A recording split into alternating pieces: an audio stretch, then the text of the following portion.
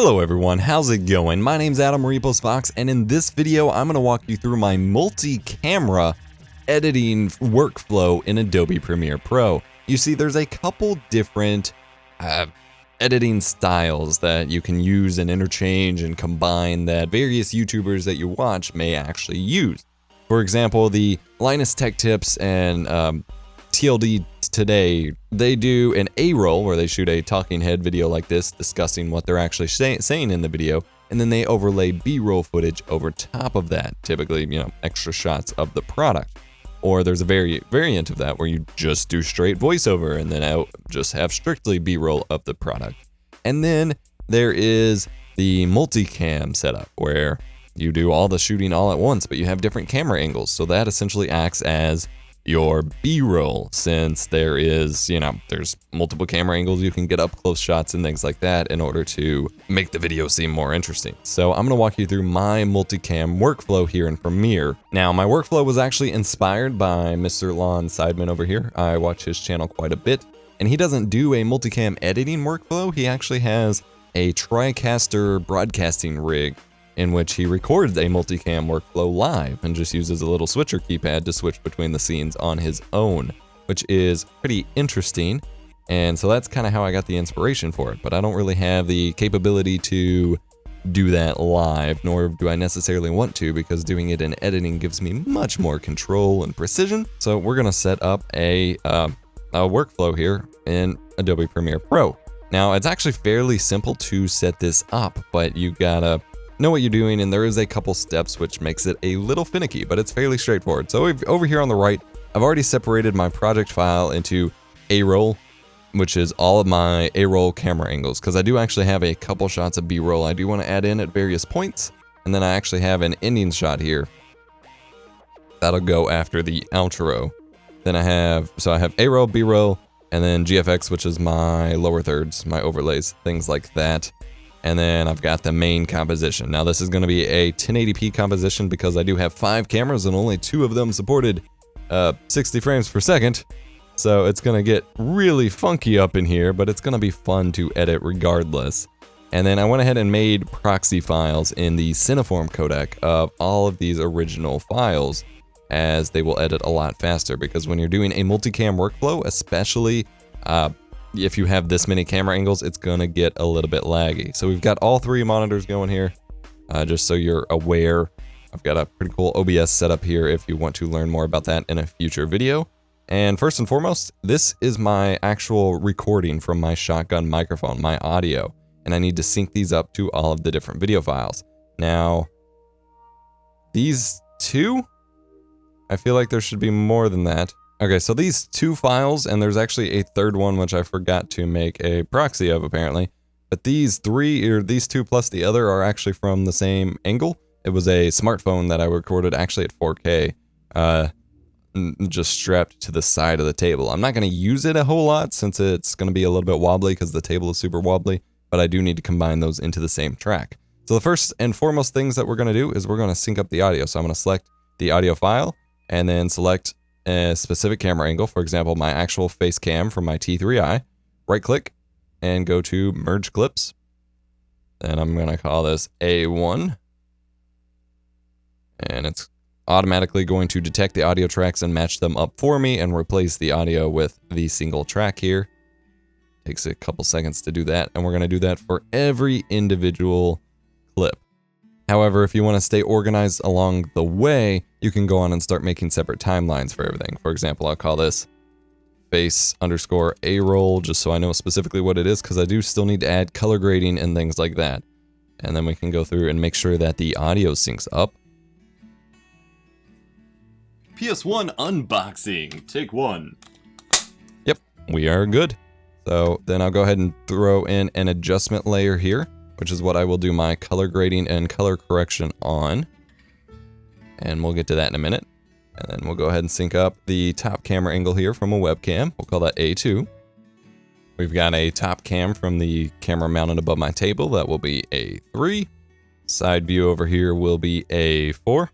And then lastly, we got to tackle this complicated mess here of the cell phone recordings. So first and foremost is this file. I checked the file order over here in Explorer. So this will be A5-1, and then I will just drag that into the proxy. Actually, I don't need to drag it in the proxy folder. We'll leave it there for now. And then this one should be next, I think. Oh, what's next? 1131. Yep. All right, so we'll merge these two together. A5-2. And it should automatically sync up even though the clapper isn't present in all three files. Premiere is incredibly good at detecting the audio. And then select this last one, A5-3. And those will have to combine into the same timeline and mute out the audio and all kinds of craziness. Okay, so I'll make timelines for all these other camera angles here. Mic, cam, A-roll, which is the webcam here. That's A3. I know. Oh wait, no, this is table cam. Oh, I meant to do A2, my bad. Yeah, kind of a weird angle, but it's another angle that just gives a view of what's going on. It's literally the point of view of my shotgun microphone here. You got stuff, but that was the only place I could find to put that webcam, and I just wanted another view, and then we'll drag in our adjustment layer. Oh yeah. We're not gonna do color yet. Now see, this is the kind of tedious part, as you do have to make individual, technically you don't have to make individual compositions like this, but I want to make sure that they all sync at the exact same starting point, because otherwise multicam gets cray, and I want to edit them individually to then just stack them for a multicam. You'll see that in just a moment. I'll go ahead and speed through this. Okay, what I've done here for the smartphone clip or section that has 3 different clips is I just stack them on top of each other and they automatically align based on the point of the audio. There's a couple gaps from where I had to start the recording again, but it is all there. And then I can just go ahead and mute out audio track 3 and 4 because audio track 2 for the first clip is the only copy that I need. I don't want a bunch of echoing copies. And then go ahead and drag on the adjustment layer over top and it'll adjust all 3, which is why it's so handy. And one thing to note here is it is 4K, so it's cropped in a little bit. So I'm gonna hit my set to frame size button and get that adjusted. It does have a wide angle lens mount on it, so the edge distortion's a little funky over here, but you'll just want to focus there anyway, so that works out. All right, now I'm gonna go through and do my color grading, which the hard part is on my face, as it's always struggling to get my T3i to make my face look good. Not that my face ever looks good, but I do have a white balance card here to start off the process. Use just the lumetri color in here. Pull up the scopes, not that I really know how to use them. This actually turned out a little bit better. I'll switch back to using auto ISO, and it looks like I'm actually getting pretty good results from it so far. Add a little bit more orange. Over here on the left, I actually have another bigger preview of how the color looks, as it looks quite a bit different to me over here because this left monitor is actually an IPS display, which reproduces colors quite a bit better. So I just keep an eye on both to make sure I know what I'm doing here. And with these scopes, essentially you just don't want colors going above 100 or below 0, but it's very hard to do that sometimes and still get the results you want. That's where it's difficult to play with, and especially like if I bring up shadows or blacks, then it starts getting super noisy because my camera cannot handle a lot of that. I don't want it to be too dark. Add a little bit of exposure, that helps. Brightens it up a little bit. And we can bring those shadows back down. That's actually fairly good. I'm still a little white, but over here I'm not that white, so I should be good here. Alright, unfortunately it doesn't open up all the same tabs when I switch to the color workspace, so I gotta keep popping back and forth. I'm gonna go through and just do some minor color adjustments on the rest of the views. Alright, so color is done, so I can go ahead and close every single one of these A-row tabs, as I don't need these these sequences anymore. Instead, I'm gonna make a new one, and I'm gonna call it stack, or A-roll _ stack.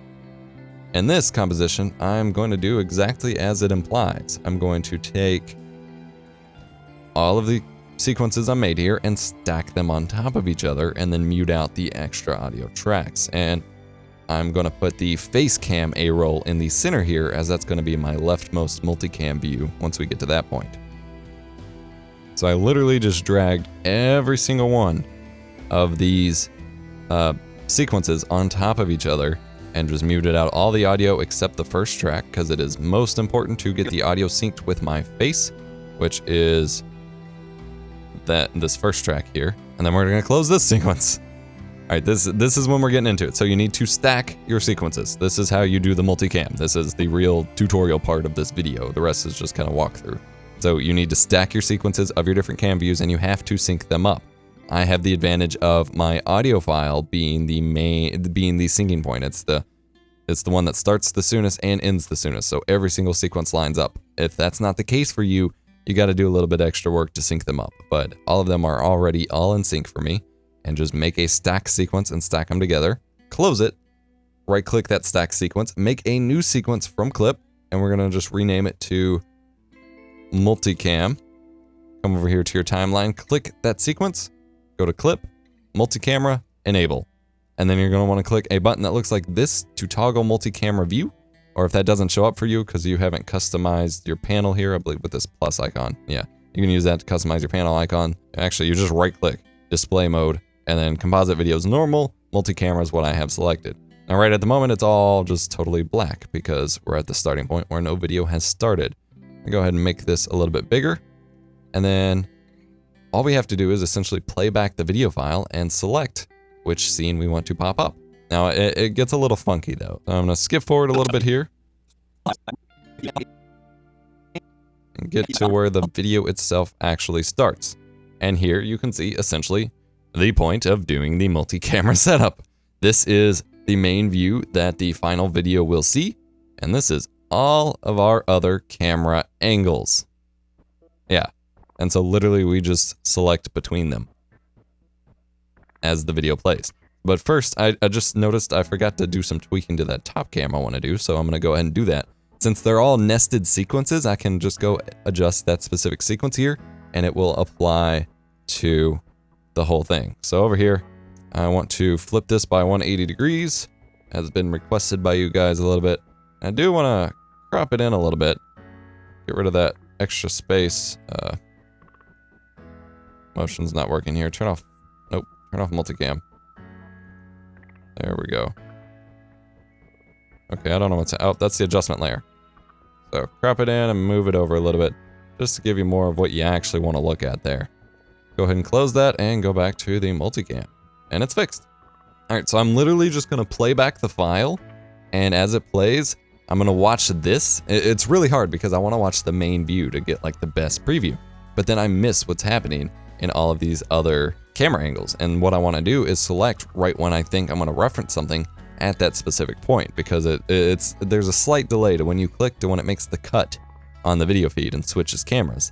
And so if you switch too late, you got to go back and fix it, and it gets a little annoying, especially if you're like having a long play session and making lots of cuts. If you hit Control-Z and undo that, then all of your cuts are gone, not just the last one. So got to be careful. So we're going to go ahead and play back and try to make some cuts here. Hello everyone, my name's Adam EposVox, and I already know that I had a false start with the video. Go through and explain everything, and then I screw something up. Then I don't start till here, so I start over. So we're gonna skip ahead and do this, and we'll trim it back off in our final composition. We're not gonna worry about it right now. You don't want to do any normal editing in this composition. Just leave it totally multicam. But this, I will add a note right here if you're still paying attention at this point.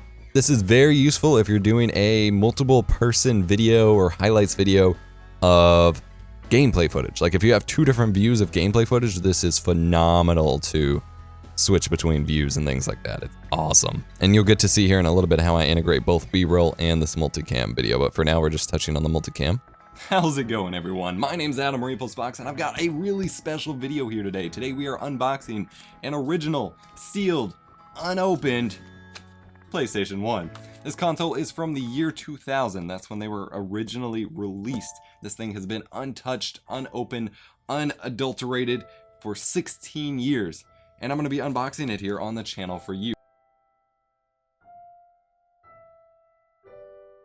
But I've never actually gotten to open up some of the older consoles brand new for myself. My dad probably did all that because he was the one who handled buying the consoles. So I'm pretty stoked to be doing this myself. Alright, Okay, so that was a lot of video, and I probably sped through parts of it here.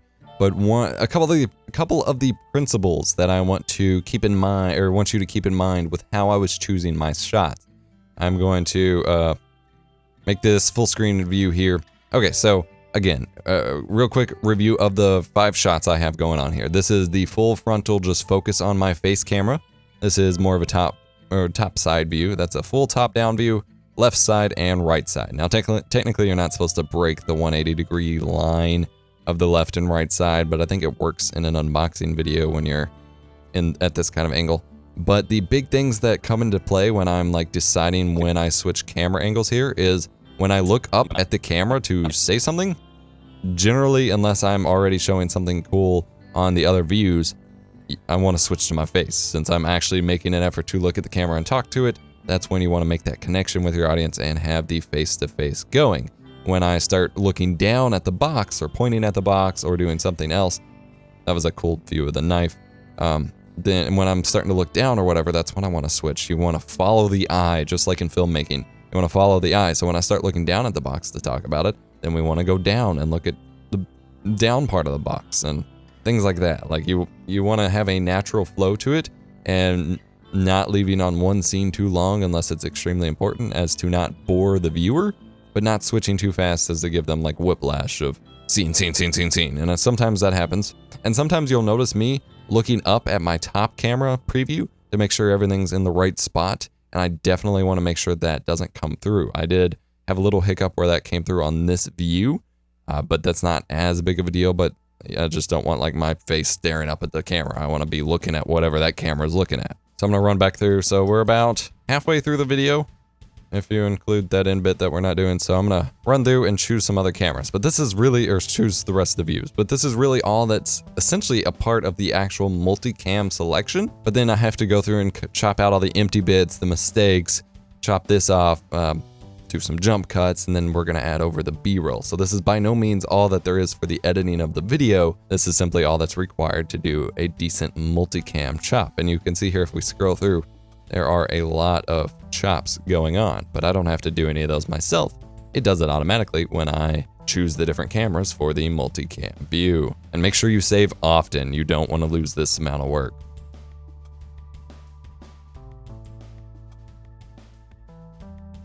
Our journey into the PlayStation 1, well, the PS1.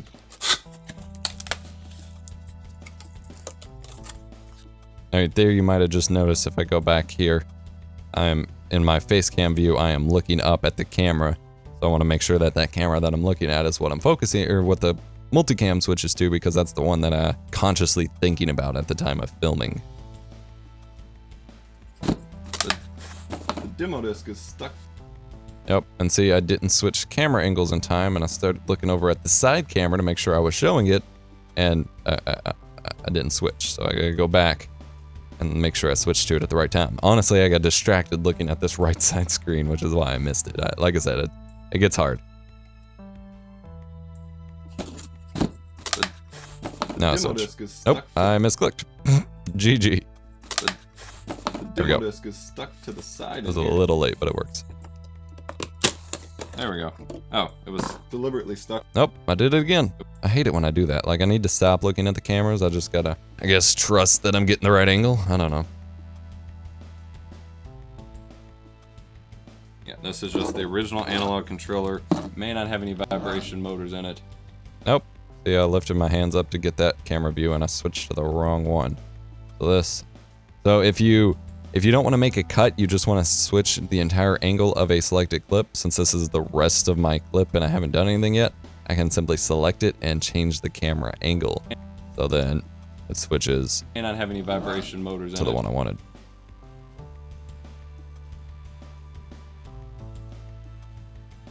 I wish I could sign up for this. $39.97 for... All right, here you can see, just because of how far I'm into the video, my playback is getting a little bit choppy, even with these Cineform proxy files. Thankfully, it doesn't look like my recording's being affected just yet. So I'm going to switch the playback resolution here to 1/8. I can still see what's going on. I just need to see the general idea and where my eyes are, but the quality will degrade as I play back. That's as low as I can go. And I only have that option, I think, because the cell phone was 4K. Either that or just because it's in multicam. With normal 1080p footage, you only have 1/4 normally.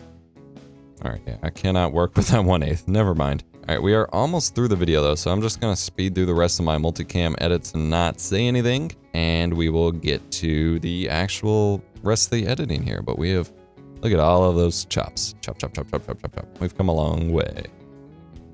Essentially, once you start filling your RAM with all that preview, it starts freaking out.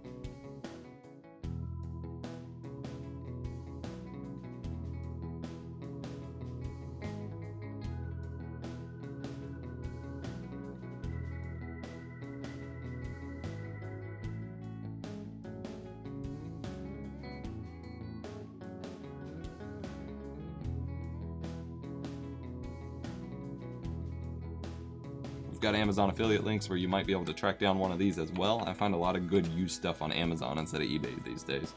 And yeah, I'm gonna go play some games. Okay, the multicam is done. That was the most tedious part of the edits usually, and especially for videos past 10 minutes, it really starts to drag on, especially as the playback starts getting really choppy there. But we are done with this part. So I can now disable the multicam view and close this sequence. And then we are simply going to drag it into our main timeline for our main actual edit here.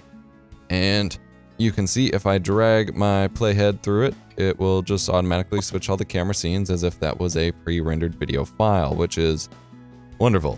Absolutely wonderful. And then we can go ahead and start playing it back yet again and chopping off some of the extra bits. So for example, I restarted the video here, so I can go ahead and chop off everything before it, save us a little time. Right there, delete all that, and boom. How's it going, everyone? That's the start of the video, and we can do the same thing at the end. And I'm gonna go play some games, and cut. And then we'll add some stuff later in a minute.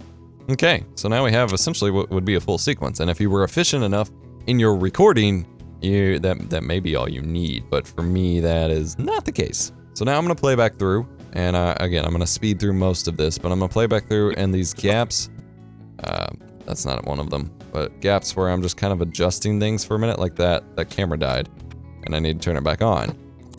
I can go ahead and cut those out and do some jump cuts and put the final video chop together before we get to the B-roll. And for this, I can use the L key to speed up playback, which makes my life much easier. Alright, something I somehow didn't catch here is there is a black spot where I was on the dead camera. Don't know how I didn't catch that, so we zoom in here and check our composition. And it is not, that is when it dies. So it's not dead yet, so that's just an error in Premiere, not wanting to render out the multicam. Happens sometimes, yeah, it's there fine now. It happens sometimes when it just gets overloaded, so nothing to worry about for right now.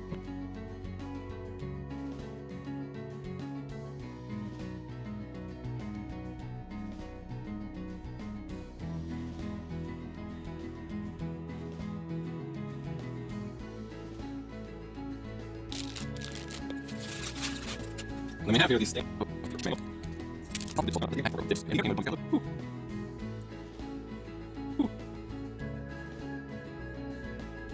Bit of unnecessary dead space with the cut. I can just go straight from talking to talking. I wish I could sign up for this. Perfect. Alright, and then I'm just lowering the volume on all this plastic rustling when I'm not talking.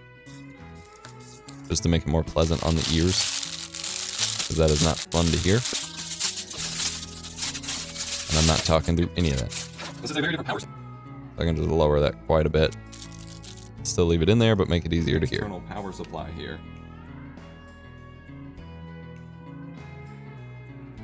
A little bit less dead space. So this is it for the PlayStation 1. It is pretty freaking cool. We're gonna go hook this bad boy up. And again, just a cut.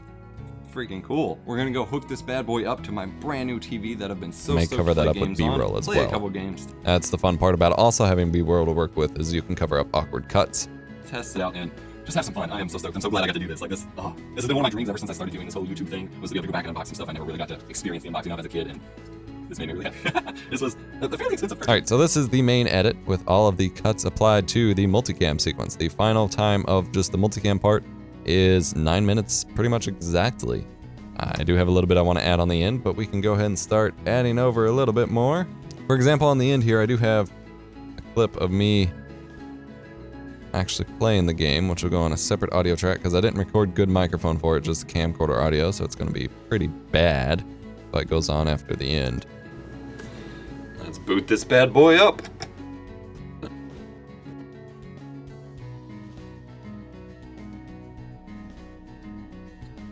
I'm gonna go play some games. Let's boot this bad boy up. Actually, we're gonna chop that off, and we're gonna use some B-roll now for here, just for what I had going on.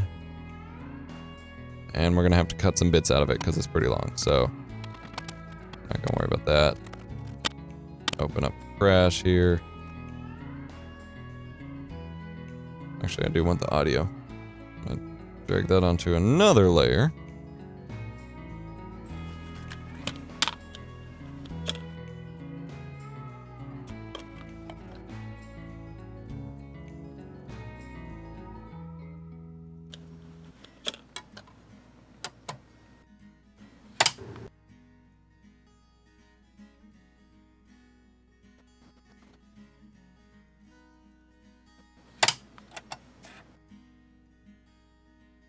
And chop the rest of that off for now and bring in another clip that I had, which is a 4K copy of that PS1 startup sound. Oh, and I gotta shrink it down because it's 4K. Ah, that sound. Good stuff. Do gotta lower that volume quite a bit. There's fine. It works! Oh man. Oh, I'm knocking stuff over. I'm excited. Yeah.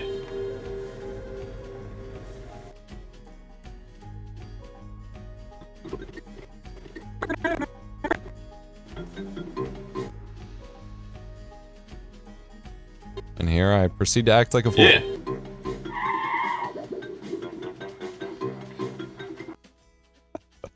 Why not?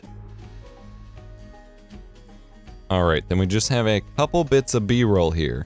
I have, where's it at? I think in this, yeah, I have the disc flapping, which I want to reference when I talked about the class going out on my family's unit. And then I drag this onto a new track that isn't going to interfere with anything, and we're going to add some text to it. We're just going to say that it still does have that issue. I hate that font. Good enough for this. As long as it's readable, legible. There we go. Drag it over top. On it and stuff. Standard 2 controller, 2 memory card. And then we chop it back off. Actually, we're going to add a little bit more there for some transition room. We're going to nest that as flap. And then just add a transition over top. Oop. It was saving, and now it just opened Audacity. Stupid auto hotkey. Alright, now Down on it and stuff. Standard 2 controller, 2 memory card slot up here. perfect. Add a little B-roll over there. And then we had another clip. We have 2 clips over here in our proxy of just some of the information about it. So I can just use some of these clips to like for here. I can use that to cover up some awkward cuts or something. For example, over here, I think I referenced having some awkward cuts. Actually, just do that basically. Wow. So this is it. Maybe. You don't want the cut to be under the transition either. That gets a little awkward. Wow. So this is it for the That works. PlayStation 1. It is pretty freaking cool. We're gonna go hook this bad boy up to... Perfect. Covers up those 2 awkward cuts. And then I do reference the R-Zone sticker. I would like to show a little B-roll of that as well. Make that a little tighter. Toys R Us. Perfect. Back when Toys R Us was actually a pretty... And that's pretty much all I need for this part of the edit. Then I can go ahead and add my lower thirds. I can add music, and the video is done. Well, that's it for this video, guys. This is my walkthrough of my workflow for my multicam and adding some B-roll over top the multicam setup. I do hope this was helpful for you. If it was, smash the like button. Get subscribed for more awesome tech videos and editing videos if you want to see more of them. If you do, leave me a comment down there. I also got a new mic position, so hopefully it's a bit less intrusive, although it does block half my screen, so hey, but it works out for me until it falls down or something. But let me know if this was helpful for you, if you might use this or something like this in a certain situation. Like I said, also really, really great for switching between gameplay footage. And if you need a dedicated video on that specifically, I can do it, but I figured the general application would still work. Bit of a longer video, total recording time is at an hour now, but I really wanted to get as much detail in here as possible with just how I do that. If you have any questions, let me know in the comments down below, and otherwise, I'll see you next time. I also want to take a moment to give a huge thanks and shout out to our recent Patreon subscribers. Without you guys, these videos would not be possible, and I thoroughly appreciate your help. Visit patreon.com/EposVox to learn more.